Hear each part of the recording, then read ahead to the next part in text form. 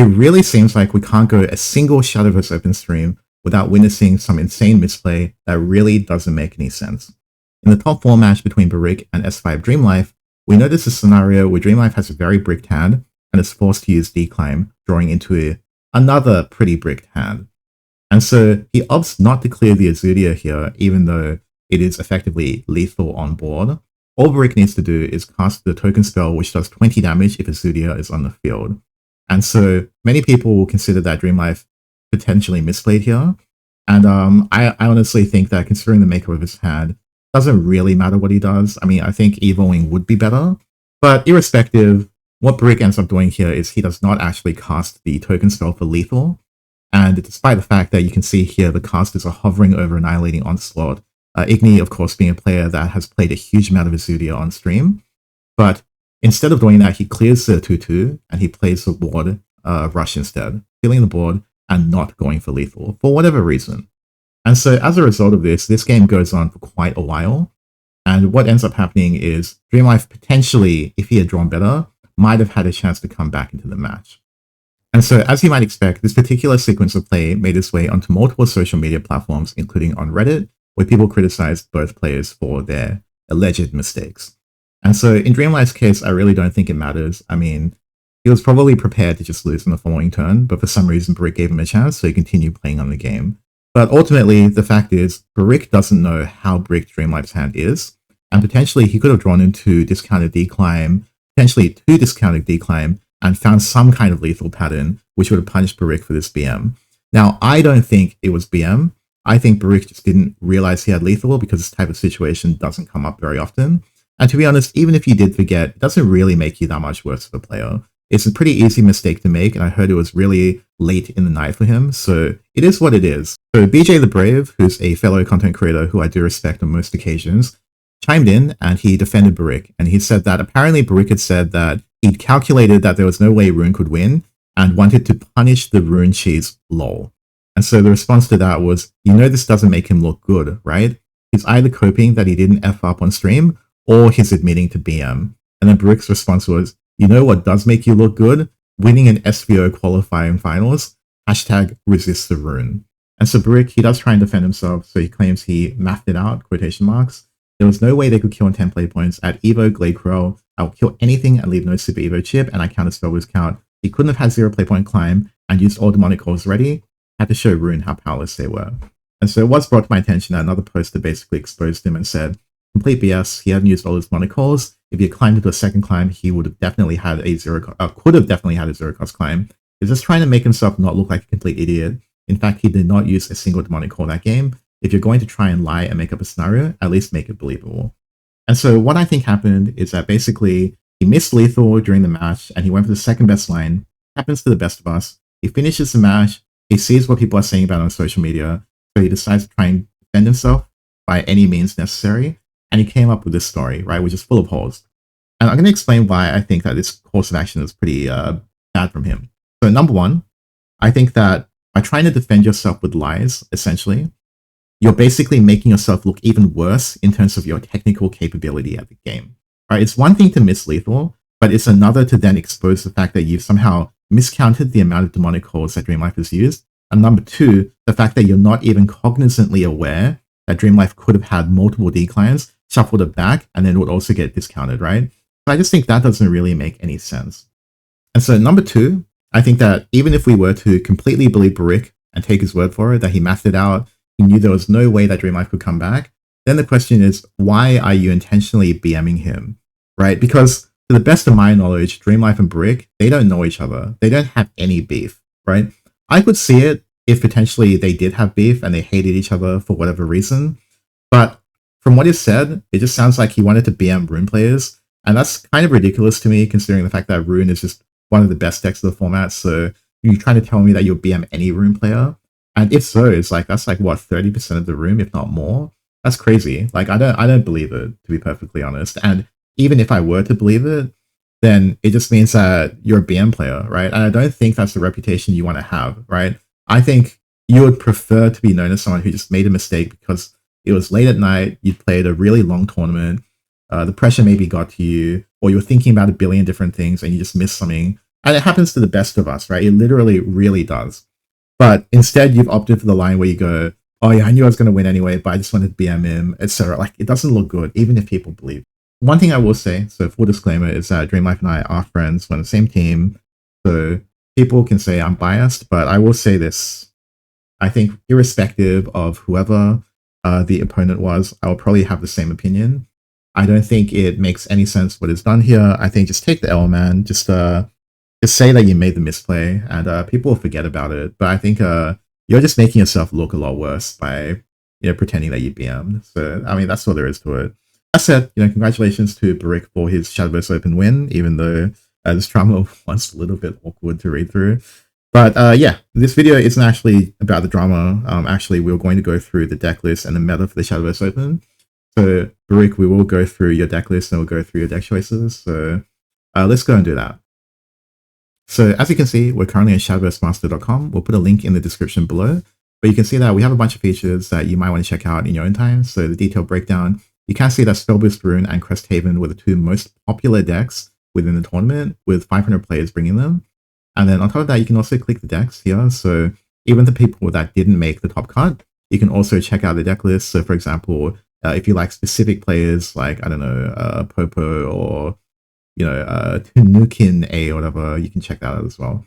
But in any case, overview. So Spellboost Rune, Cresthaven, 5 people in the top cut respectively. Roach Forest, 2 people. Loot Sword, 1. Mode Abyss, Lishana, Midrange Forest, all 1. Midrange Forest obviously being the deck that Barik was playing. So we'll go through the deck list. So Barik, the first deck he brought was Mode Abyss. So Mode Abyss, I think he was the only person, right? Yeah, the literal only person to bring this. It's just a strong mid-range deck. So he does run the 1 copy of Reaper's Death Slash. So this card just lets you out pretty much anything.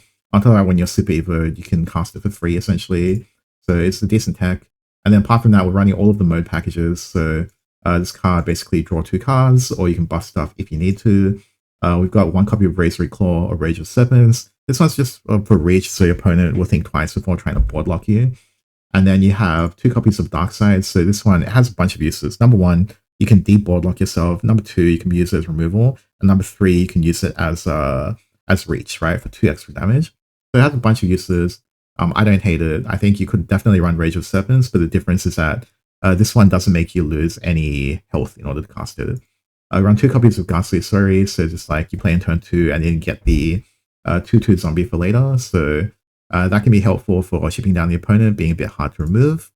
Of course, we have 3 copies of Shaman Char, so of course he runs all of the mode package, so we won't go through in too much detail. 2 copies of the Devious Lesser Mummy, so again, this one is for reach, for Storm essentially. 3 copies of Screaming Loathing, it's part of your engine. 2 copies of Gilnelise, so of course this one is for survivability. You need this to make sure you don't lose to stuff like Loot Sword. Like when they burn you for 1 billion, you heal back and clear the board. And just in general, it's an anti-aggro tool, so it makes sense. 2 copies of Viola, so this card, you can use it on turn 3 to clear the board, alternatively, use it for reach later in the game, for example, Viola plus Mummy or something like that. 3 copies of Devotee of Entwining, so this one, of course, again, just a mode package, you got to run 3. Same with your Supplicant of Entwining, same with like your Congregant, etc. We do see 1 copy of Aragavi, so this one is just for situations where you don't want to use Evo and you want to clear their board, so you just run 1 copy. I'm assuming he runs 1 copy because he doesn't want to draw multiple in a game. Makes total sense to me, at least. And then we have 3 copies of Rule and Ivaneric, so your payoff after you achieve the mode condition. And then we have 1 copy of Odin, so just generically strong card. Breach. 2 copies of Serb, again, generically strong. I think probably doesn't run more because of the fact that your Super Evo slots, you don't actually have that many Super Evos that you can use in the game, so you never want to draw like 3 copies, for instance. You probably only want to draw 1 in most circumstances. And then you run 3 copies of Ginsetsu and Yuzuki. So I actually think this deck list is not bad at all. I do like the fact that it's using Darkside here. But yeah, I mean, overall, it runs a couple of techs, but I think the deck, it looks like it would run smoothly. So next up, we have the Mid-Range Forest from Brick. So it's basically unkilling. So it's a control deck. So the way that it operates is that you just want to clear their board and heal every single turn. Until you reach turn 8, use the Izudia Annihilation Manifest Evo to gain the Annihilating Onslaught. The cost goes down by 1 every turn. So once it's on 2 play points, you can OTK with the second Izudia plus Annihilating Onslaught. In addition, this card it can be comboed with Baby Carbuncle, for instance. So say, for instance, you have like an Ambush Follower or an Amulet, something like that. what you can do is you can get Izudia for 8, then you can play Carbuncle to bounce like one of your amulets, whatever, and then you Super Evo Carbuncle and you gain 1 play point, which means that you're technically accelerating the Izudia OTK by 1 turn. But this makes a lot of sense. Apart from that, he's running all kinds of different removal. So fairies in and of themselves are very good at removing the enemy board. But then you have cards like Bestial Swipe, very easy reach combo 3, draw a card, clear the board, very strong at all stages of the game. And then you have stuff like Howl of Unkilling, so cycle, and also you can neg 2 health to any follower. And you've got stuff like Grimnir, so when you Super Evo, it's easy to clear the board. And you've got a bunch of healing and clear as well. And we've got 3 copies of Deep Wood Fairy Beast, so this one is just draw a card, restore X defense to your leader, X is the number of cards in your hand. So this type of card is essential to make sure you don't get bursted down from Loot Sword over 2 consecutive turns. So overall, I think this deck is not bad at all. I think it's a bit of a meta call, but I don't hate it at all. I think this construction makes sense. I mean, the thing is, like with Barik, like I don't hate like any of his decks. I don't even hate his gameplay really. I think yeah, it's unfortunate that he made that one misplay on stream and felt the need to defend himself.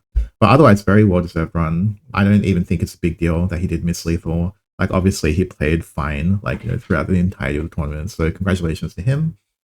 Second place we got Flying Goatee. So this guy's running Spell Boost and Loot Sword. So Spell Boost is all pretty much the same, guys, but effectively 2 things to call out here. So this is a development that we're seeing more and more of. So Apprentice Astrologer.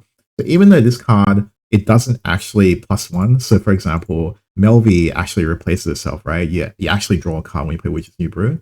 But what people are finding out is that they don't actually want that brickiness where they have to pay the 1 play point for it. So they're kind of like changing the ratios around. So Apprentice Astrologer is here basically for you to get the Earth Sigil immediately without having to pay the 1 play point. And it's a little bit less bricky in that respect.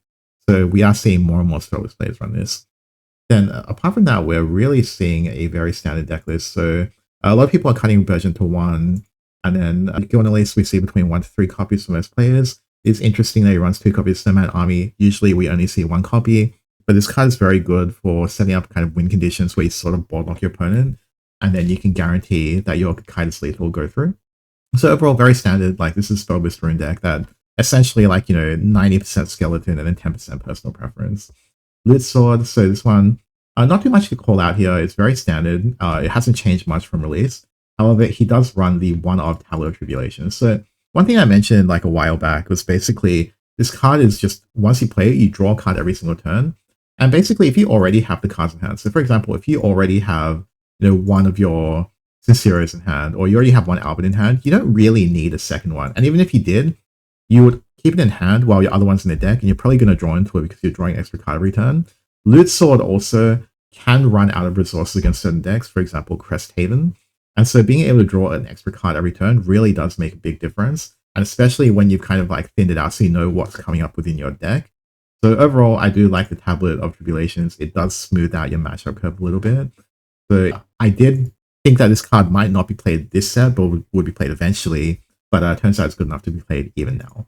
Next up, we've got Dream Life, so a member of my team, as we mentioned earlier. So he's actually reached rank 1 on Beyond, playing Spellboost Rune. And this list, although he's settled on this particular configuration, to the best of my knowledge, he literally changes this all the time. So I really think you can just play Spellboost with any combination of cards, really. But he opted for 2 copies of Scales. So the reason he played this one is because it is essentially, it gives you the Earthright, but it also spell boosts your hand. And so it can smooth out your curve. And against some decks, you just want to go super tall. And it's actually a win condition in and of itself. If your opponent doesn't have hard removal, they can't clear the board. And sometimes you just get this alternate win condition with Scales Dance, which is quite nice. Next up, we have 2 copies of Melvi. So again, as you might have seen earlier, people are dropping this from like 3 copies down to 2, simply because of the fact that it is a little bit bricky in the current meta. And then he runs 1 copy of the Flames of Chaos. So this one, it basically just a get out of jail free card if it's spell boosted. And then 2 copies of Gilnley, 1 copy of Sagelight. So this one, very strong tempo tool on turn 4, especially going first. Recovers your play points and full clears the board essentially. And then 1 copy of Burgeon. So Burgeon is one of those really awkward cards where people are starting to board lock you if you play it. And honestly, sometimes you don't want to evo it anyway, or your opponent plays around you getting a spell boost. So it's still a strong card, but a lot of people cut into 1. And then 1 Snowman. And then apart from that, very standard deck list. So yeah, he is a very good spell boost player, despite the fact that some people will criticize him for not evoing a clear Izudia, but whatever. And then we have Cresthaven, so this one's probably quite the standard list, to be honest. So you just run all of the crests, and then basically one John, one Himika, and apart from that, it's just basically healing, control, draw, and then basically just wait every turn with your crest, clear the board, Marwyn will ping them, and then towards your opponent's lethal turns, you just want to control your health and their board. So, for example, sometimes you might want to heal up and get the Barrier Temple of Repose. We might do burst healing with Shining Enchantment or Maddening Benison. Of course, you can also play around the downside by just having 5 crests. So this deck's very frustrating to play against. It was very popular this weekend. So you probably played 2 of the most popular decks and you had a very strong result. Next up, we have Maxibon as well. So he's also a new member of the team. So he played Roach Forest, which is very well known for, and it's a great pilot. So it's very similar to the previous expansion. So instead of the 3 copies of Ambush from above, he's opting for 3 copies of Eradicating Arrow. But basically, we've got even more removal than we had last expansion. So you can't afford to take chip damage in this meta, which is why he's running so much of this anti-aggro stuff. And then on top of that, he's running 3 copies of Fairy Fencer instead of 3 copies of Fairy Tamer, which is what a lot of Japanese pros favor. I think Dian is one of them, where he runs Fairy Tamer. But the 2-2 is very strong for contesting board early and getting chip damage. And apart from that, it's very standard, so it plays out pretty much the same as it did last expansion. And then we've got Spellboost Rune, so again, he's listed a lot more similar to the previous expansion, so he's still running 2 copies of William, and 2 copies of Bergen, and 3 copies of the Melvie. So this will play out a lot more similarly to last expansion. I think the only card he added was Gilnelis. Of course, every rune deck is adding Gilnelis, but yeah, this is a lot more reminiscent of the previous expansions. And so Destruction Rune, we'll talk about that one because the rest are all like repeats. So Lishana, Portal, so this deck is basically also a control deck, so you just want to chip them down with Lishana's eggs, and then basically you keep healing, keep chipping damage, and then eventually finish it off with Odin, or potentially Kakaitis if the game really goes that long. So effectively, this deck, it runs a lot of puppets, so if you play an early puppet, you can pop it with Devastating Soprano, and then you can get the egg out really early. And so you usually want like around 3 eggs, you don't want to fully board lock yourself, and then you can kind of chip them out and like try and stay out of lethal range. We've got 1 copy of the Dogged one, so this one's just a 3 damage storm in the late game. And so effectively, you just want to chip them until you can kill them. Pretty straightforward deck. Next up, we have Roach again. So we won't talk about this, but seems very similar to Maxi's deck, except for the Fairy Tamer difference, which I mentioned earlier. And then we have Hiraeth. Okay, he also plays Spellboost Rune Cresthaven. So of course, this top 8 was very much dominated by the top 2 decks. Definitely, they are the 2 best decks of the format, but I think it's interesting that ultimately, Barik, he managed to take the win with obviously 2 relatively off-meta decks, especially with the Izudia Forest, and then flying Goatee. I think it's interesting that he was the only loot sword player, but I think this tech probably helped him a lot, especially in a situation where, you're definitely going to run into decks like Cresthaven a lot. So, and even Spellboost, to be honest, like they have so much healing that you can just run out of resources and just having the free draw. So that is pretty much it for the summary of the SVO meta, and it's very similar across the international waters. So Shadowverse, Rune, and Cresthaven, of course, the 2 most popular decks right now. They don't have many bad matchups, so I think it really does emphasize, Barik's great performance in terms of 2 kind of off-meta decks. Even though you definitely see Mode Abyss on the ladder, the mid-range Forest here with Izudia, like that is something that we don't see that often. So definitely it's great to see like that level of creativity. And then Flying Goatee as well, like, this loot sword deck, I think, this tablet actually does make a lot of sense, and it would have helped a lot against the Cresthaven meta. So overall, Spellboost, Cresthaven, these are 2 top decks at the moment. If you want to win the ladder, you want to play these 2 decks for sure.